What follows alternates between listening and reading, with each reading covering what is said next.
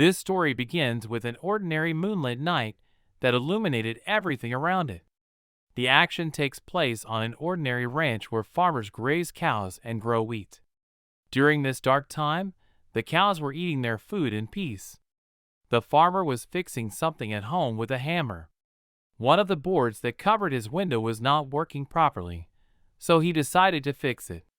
But suddenly a shadow appeared on the wall of the house. And then someone started shooting at the farmer with a green light.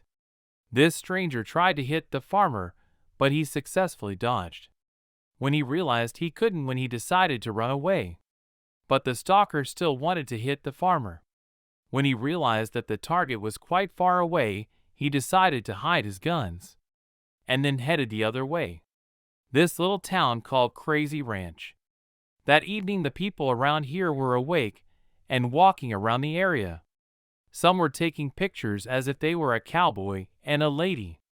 A friend was taking pictures of them with his camera on his phone. At the same time, a dad was taking pictures of his kids as they stood in a shopping cart. But then, the unexpected happened. Someone came to the family's party. Those who were there didn't realize who this person was, but it looked like a cowboy. One of the couples joked as they walked by that this was no time for a cowboy. But the man, smiling, immediately drew his green pistols and started shooting people under their feet with an unusual green flame. He marveled at his marksmanship. The cowboy was amused by the shooting, so he shot at the dummy guns that were near the houses. Scaring the people around him, he shot at anything that was near him. And because of that, people started running as far away as they could. Even though it looked like an act, they were scared. They all ran to the cars that were parked outside the theme park, and the man pretended to chase them. When he saw the people running away, he started shooting at the Sorghum City sign. His bullets were fire, so they set the tree on fire. When he'd had enough fun, his eyes turned red, and then his whole head turned like a skull. And then we're shown the Scooby track where the friends are. Shaggy at this point started humming some kind of cowboy song, and Scooby-Doo kindly joined in to keep him company. They howled and hummed the song, and the others pretended not to hear. Daphne decided to ask where they were going and what was interesting. But at that moment Shaggy interrupted her and said that he would like to eat a Scooby snack. He was very hungry, so he started looking for food in his backpack. Stopping him in his face, Scooby-Doo immediately popped out with a very satisfied face. While they were looking for something to eat, Velma looked up the history of the area they were traveling to. Daphne didn't really like the way they sang, so she wasn't happy. But Scooby-Doo and Shaggy were still at this point looking in their backpack for Scooby snacks. Shaggy realized that Scooby-Doo was standing behind him to steal the Scooby snacks, and everyone else at this point was just enjoying going to a famous place. Velma was quite happy with what she found on the internet because it was quite interesting. But looking at the site, there were a few things she wasn't happy with. And that was that the site was written in plain English instead of the old cowboy language. To prove her point, she started showing the tablet to everyone in the car. And that's when Sexagy was able to find one Scooby snack in his backpack. Realizing that his friend Scooby-Doo wanted one too, he decided to bet him a Yusef. But while they were arguing, Scooby-Doo quickly ate the snack and Shaggy was not happy. He took offense at his friend for breaking a long-standing rule. Their friends at this point were excited because they were already approaching the place they had been going to for so long. And Scooby-Doo was happy to have a Scooby snack.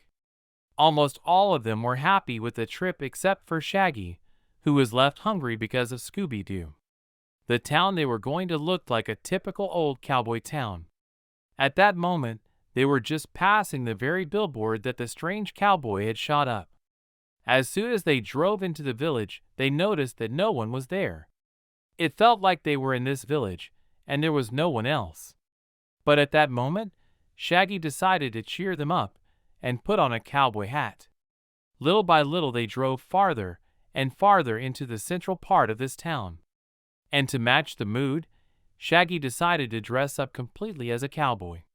When he approached a local man and asked him how he was a man, he was frightened for some reason. But he didn't think it was strange and went to say hello to the girl who had just left the store. But she was scared for some reason, and he thought it was just them playing a part. Daphne saw some man and called him over to ask for directions to the crazy ranch. But just as the man started to explain something at that moment, Shaggy came up to them. The poor man saw that he was in cowboy clothes, and then he huddled against the car. Shaggy couldn't understand why people were scared of him, because he wanted to be like a cowboy. When everyone got into the Scooby car little by little, they decided to move on. By the name on the entrance, they could tell that they were now at a crazy ranch. Shaggy was very unhappy that no one liked his costume, and he tried hard. When they got to the right place, the guys got out of the car together. There were several people waiting for them outside the house they had arrived at. Suddenly Velma stopped and immediately felt like sneezing. Covering her mouth and nose with her hands, she sneezed 3 or even 4 times in a row. Afterwards, some people unknown to them came up to them and introduced themselves as the Gundersons. The man said he was very good at home appliances, so he gave them his business card. The woman, noticing her allergies, said she always takes her pills with her. But so far all she's found in the bag is a cat feather toy. Their kids weren't interested in getting to know each other at this point, and were just on their phones. The girl was unhappy to be introduced as Debbie because her name was now Desdemona. And they also had their favorite son named Buddy. As soon as he was introduced, he immediately smiled and said his name was Buddy G, and he was at the crazy ranch with his family. Daphne was completely ecstatic because she saw her idol Buddy G. This young guy was already at that moment a young blogger and also a rapper. That's why Daphne was such a fan of him. His mom started bragging that he was one of the most famous people on the internet. But now he and his family are all on vacation for Buddy to get some rest. Daphne was glad she had met him and wanted very much to get a photographer from him. But she didn't have any paper on her, so she decided to take Fred's scarf off. When she took the scarf off, she immediately brought it to Buddy so he could leave his photographer on it, but he wasn't very happy about it. His mom said that usually younger girls came up to him to take his picture, and Daphne felt uncomfortable. But then she said he was glad he was here anyway because now he could ride a horse. At that moment, suddenly some old man came by with his horse, and Buddy was scared of it for some reason. The daughter was a little indignant about it, but Mom said that her daughter was a little jealous that her brother was famous. Desdemona says she doesn't care about it, but her parents emphasize it a lot. Buddy started to justify himself by saying that he just doesn't trust horses very much. And then all of a sudden they were joined by some other 2 men who were looking at their smartphones. Like our wholesale to his new friend's mom said they were very famous TV producers. Out of nowhere suddenly appeared Curl and Sharon, who were playing a game. They didn't understand. One of the sisters was holding the other by the legs, and their hands were walking on the ground as if she were an animal. When they finished playing their game, they immediately stopped and decided to drink some water. But one of them decided to play a trick on the other and poured vinegar into the bottle instead of ordinary water. And that didn't stop their fun, as if the sisters knew what each other was teasing all the time. With a thumbs up, one of the sisters said she finally caught it and could get her revenge. And making a serious face, she said she had finally succeeded. As if interrupting the sisters, the horse, which had been a fence, abruptly began to jump up on its hooves. Buddy at this point was afraid that the horse might jump out of the fence and run toward them. When the horse ran further along the fence, we are shown how the one who is watching the horse is sitting next to him. 2 men were sitting watching the horse's behavior. Most likely they knew the horse. They said the family shouldn't worry because the horse can't hurt them. This horse was one of the aggressive ones, but he never hurt people, pointing his finger at the fence and smiling. The man said that this was the meanest and nastiest rascal. With his friend, They said that a horse is pretty safe if it's behind a fence. And smiling, one of them said it's just a joke that goes around town. Velma was very much interested in how many horses they had here, because she was probably allergic to them. When the guy came up to her, he told her not to worry, because all the horses were behind the fence. And a second man with a beard came up to Daphne and said he'd protect such a beautiful woman from the horses, and as if she was flirting with him, she said she hoped so. Hearing this, Fred, as if like a jealous fellow, came between them and said she already had a protector, united again rather than saying it was all just a joke and their horses were pretty calm. For in this town they try to keep order so that the others sleep soundly. Calming, they said that soon there would be one too, for which almost all the preparations were ready.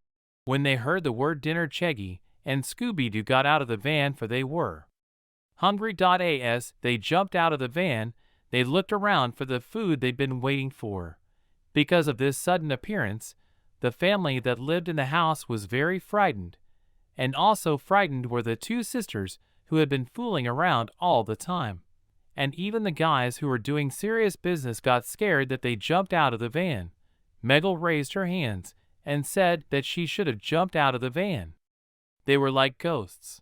When the word ghosts was uttered, someone in the house seemed to reload the gun, and Shaggy and Scooby-Doo raised their paws and hands in the air. Opening the door with his foot, a man with a shotgun came out of the house, and he was serious about the ghosts. As he approached Scooby-Doo and Shaggy looked at them suspiciously, calculating if they were ghosts. Fred talks about how they are alive and won't hurt anyone. Velma and Daphne were very frightened when they saw the man with the gun and suggested that everyone calm down. Scooby-Doo proves that the man only needs to smell Shaggy's socks and he will realize that he is alive. When the man heard everyone present, he realized he was probably wrong to come out with a gun in the first place. He apologized to everyone, saying it was just a precaution because of past incidents. Daphne now understood why all the residents thought that way when they saw Shaggy in his cowboy costume. They thought I was a ghost. A light tan would fix that. Yeah, you'd look livelier and more attractive. When the businesswoman's mom heard the situation, she said he'd look a lot better with a little more tan. The man with the gun at that moment approached Shaggy and asked if his name was Norville Rogers. That's probably Shaggy's past name, and smiling, the man invited them in. Shaggy was a little hesitant to go after the man who had just threatened them with a gun, but he went anyway, and he was a little uncomfortable with the surroundings inside the house. As he was looking around, he was approached by a man and a girl who was scrutinizing his face. She said that he looked a lot like his ancestor named Shoggle Jack Rogers. To prove her point, she immediately went to the fireplace over which hung a portrait of a man who looked like Shaggy.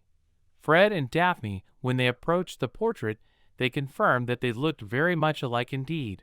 When the girl approached Shaggy, she apologized and said she was his cousin Tony Rogers. Velma at this point interrupted their conversation, saying that it seemed someone had mentioned ghosts.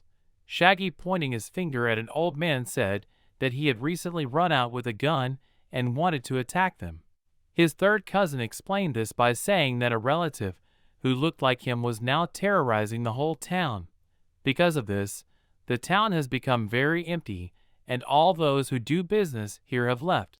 The man said that this would not help business because this ghost shoots green flames. Shaggy was interested in the fact that no one in his family had ever mentioned this relative before. The man said it was because his relative was probably famous as a violent bandit. He was so evil that his ghost came back to terrorize an entire town. Because of what they had just learned, Shaggy got very scared, and Scooby-Doo was very scared.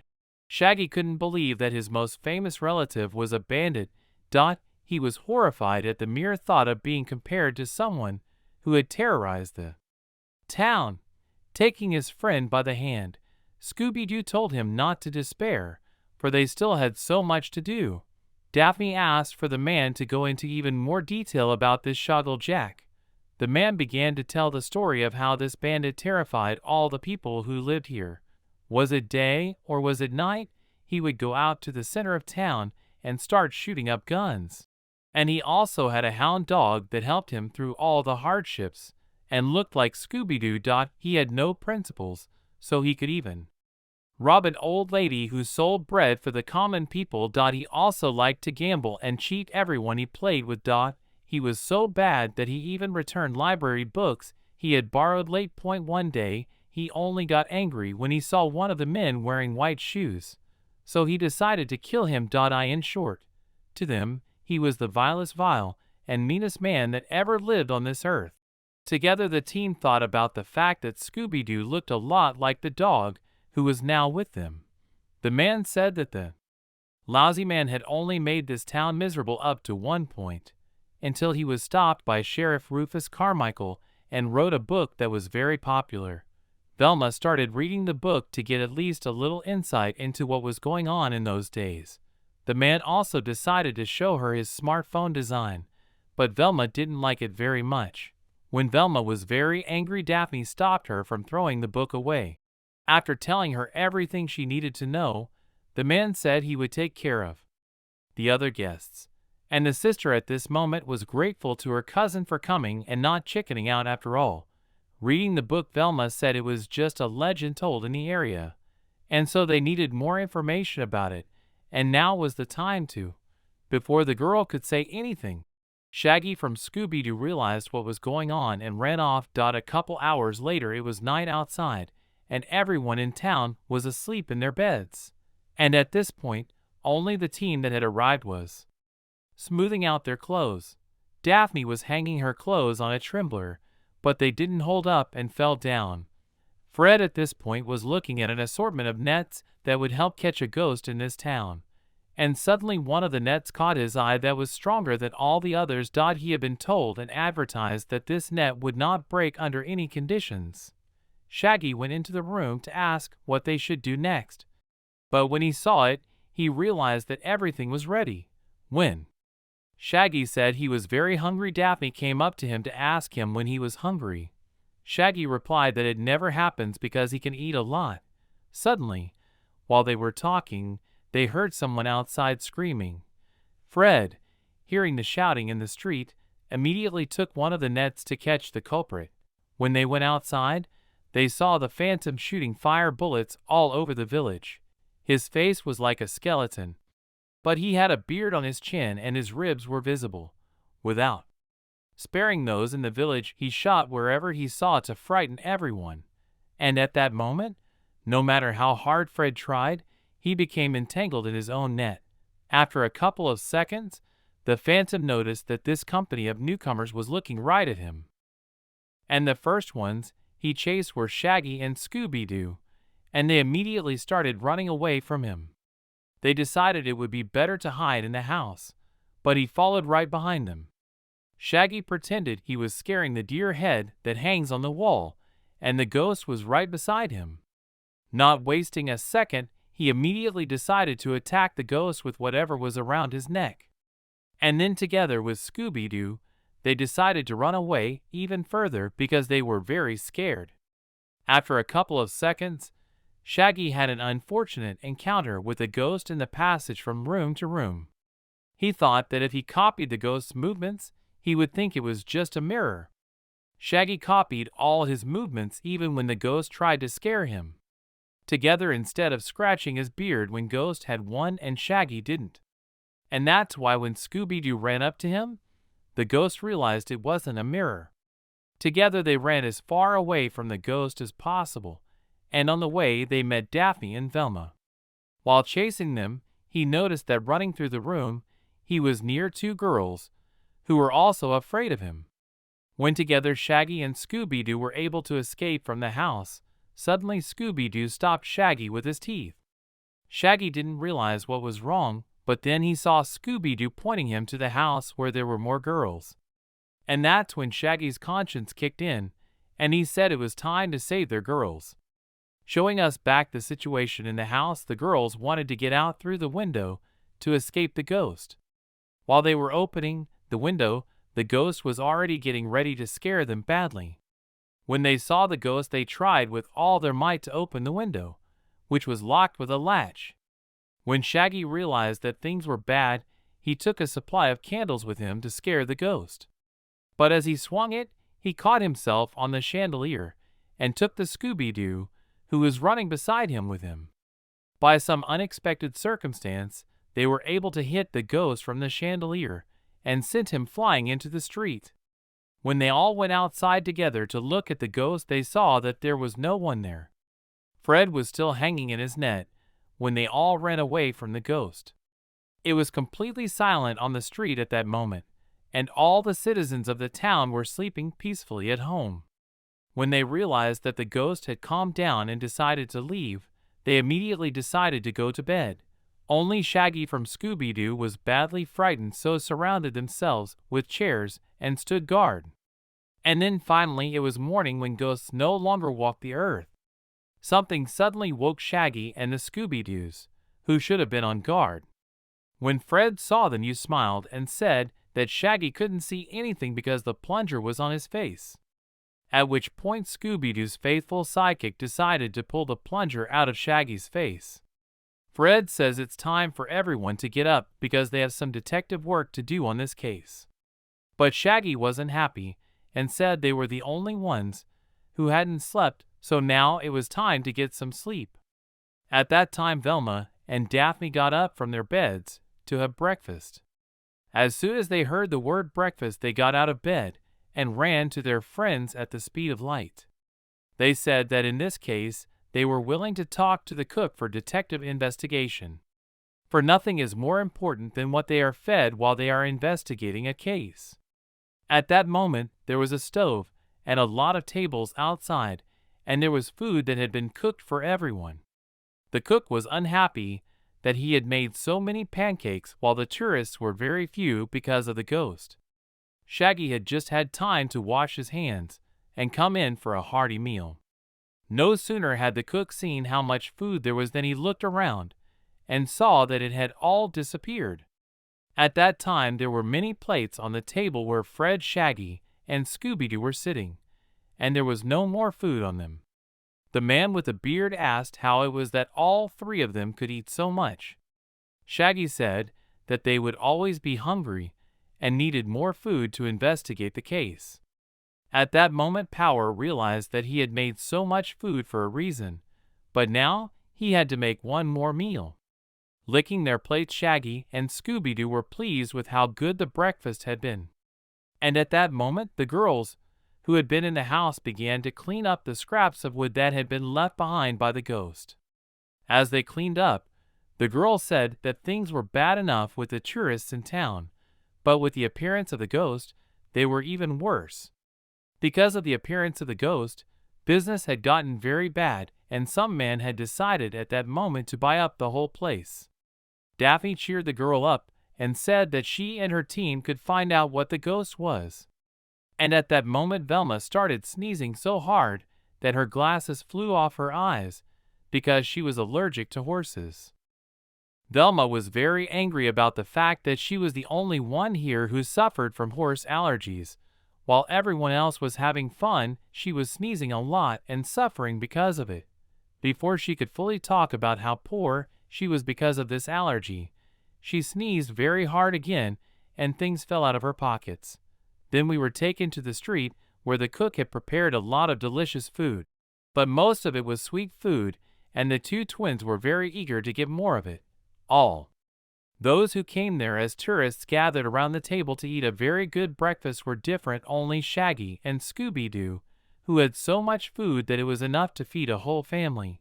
They were not bothered at all that a few ate too much, and Scooby-Doo was trying to catch the balance with his paws so that he could eat the whole thing. When he succeeded perfectly, he immediately ate half of what he held in his paws. There was a lot of food: fish, sausage, bacon, croissants, and even some sweet jam. Shaggy decided to keep up with his companion, so he used 2 forks to cut a lot of pancakes and made them into pancakes on a spit for easy eating. After a couple of seconds, there was almost nothing left of the pancakes. It was as if his stomach was a black hole that absorbed a lot of food, and he liked it that way. The family was having fun at this point too. The dad with the gold watch on his hands was telling his wife how hard he was working and that he enjoyed his job. But his kids weren't listening to that. Buddy was looking at a map and Desdemona was looking at a clipboard. When Buddy found something interesting on the map, he said they should go there right away, because outdoor activities allow them to have fun and relax at the same time, which is a good thing. But the main thing while traveling through the area is not to turn the wrong way, because the map was very big, you could easily get lost and not return home. But then Father began to joke that the fork that Buddy was talking about was the word for fork, and he was very much amused, although the children did not understand the joke. To cheer and encourage his father, Buddy said that he, too, understood the joke, but that it would be best if they were careful not to make a mistake. Desdemona did not understand how he put up with his parents. Suddenly Fred, who was eating sausages and potatoes, was distracted by his mother Gunderson saying that a carriage was parked right next to them, and that they would probably be traveling in it. Well, also at that moment came the local cowboys, who greeted everyone and wished them a good appetite. They also wanted to eat, but first they said they had to do their morning workout. The skinny guy immediately took the rope in his hands and made a lasso and started twisting it around in all directions, as if he were doing circus tricks to get applause. A fat man with a small beard took out 3 horseshoes from somewhere and immediately began to juggle them, as if he had been doing it all his life. The older Gundersons began to clap for the men, encouraging them to keep up their tricks, and Buddy, who was watching and memorizing their every move with a smile, liked it very much. When the men had practiced enough, they went over to the food court to get some food. They realized they didn't have much time as they still had horseshoeing to do. When Fred heard them talking, he said, as if to show off, that he was a master at throwing horseshoes, and he was also very good at shoeing horses. So he would love to see it. The boys said they didn't mind him doing it with them, and then went to a free table to eat and do their business. After they had eaten very well, Fred, Shaggy, and Scooby-Doo went to look for clues, and they started with the barrels that stood near the fence, for there might be some valuable things there that would tell them what to do next. Shaggy from Scooby-Doo said that they too wanted to just stand idly by, so they decided to help Fred teach me some sense. Scooby-Doo went straight on the trail to look for some clues, but ran into someone's feet. It was a local rancher.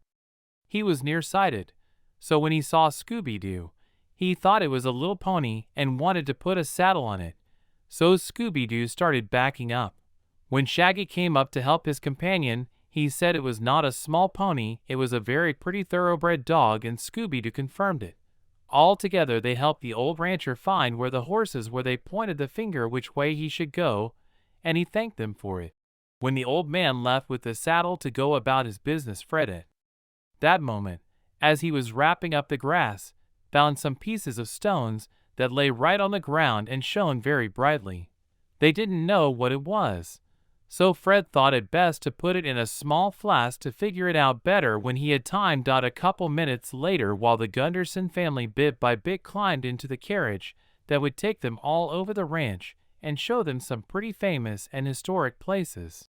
Talking to the girl who owned the ranch, Fred asked if she knew what the pebbles were, and the girl said they looked like boric acid, which they use as a pesticide. Someone wants to hurt the ranch, but she doesn't understand who it could be. She hoped very much that it wasn't, because they are in a lot of trouble, and the ranch is her only home where she feels very good about herself, so she is very worried that now the ghost is hurting everyone here. Shaggy and Scooby-Doo, to cheer up the girl, said that they will help her in this investigation, because they are not afraid of ghosts at all. That means that in just a couple of days they will solve the case, and the ranch will blossom like never before. When Shaggy and Scooby-Doo heard some screams that sounded like the screams of a ghost in the background, they jumped into the arms of the cook who had prepared a lot of food for them that morning. It was all the fault of 2 twins who were fooling around doing nothing. One of them painted herself with white paint to frighten the other by pretending to be a ghost. The girl who owned the ranch scolded them and told them to take mops and wash what they had done from all parts of the fence, for paint cannot be washed off. When the girl smilingly approached the frightened Shaggy, he started to say that he would like to help, but the thing is that Jack's ghost was very scary, so he doesn't really understand how he can help in this situation. While overhearing their conversation, an old man who worked on the ranch came up to them and said that he knew a lot about the ghost, and that ghosts don't exist, and that they are all just fairy tales to scare people with. Said he knew the truth. Shaggy noticed that at this point the old man had put the saddle on the fence instead of on the horse, so they didn't trust him very much. Then we are taken to the center of the village where some man with a hammer nails signs to the window saying that this market is closed and will be sold. Velma and Daphne at this moment were also doing their little investigation, while in the background we see that some more tourists have arrived who would like to experience the atmosphere of the Wild West. As Daphne looked around, she saw that there was a clothing store and that they were probably selling Wild West clothing, and she would love to buy some and try it on. Velma said she didn't mind, so she let Daphne go and spend some time on herself, because besides investigating the case, they were also on vacation. While Daphne went to change at the clothing store, Velma went into the history store where she wanted to find more information on who Jack was and how to deal with him.